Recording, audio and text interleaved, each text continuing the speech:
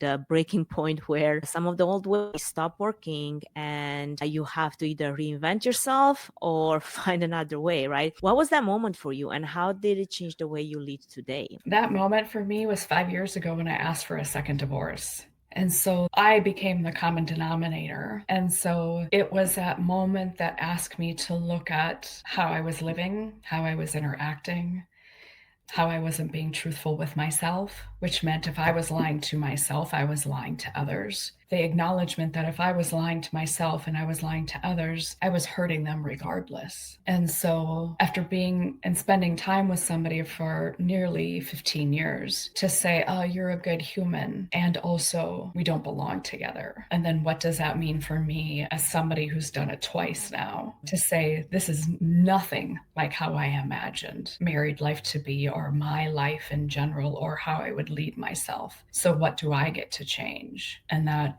broke everything open. That has been by far the biggest rupture. And then the buildup for the last 5 years, the breakdown, truly. How were you able to come back from that? It sounds like it was the bottom of the bottom.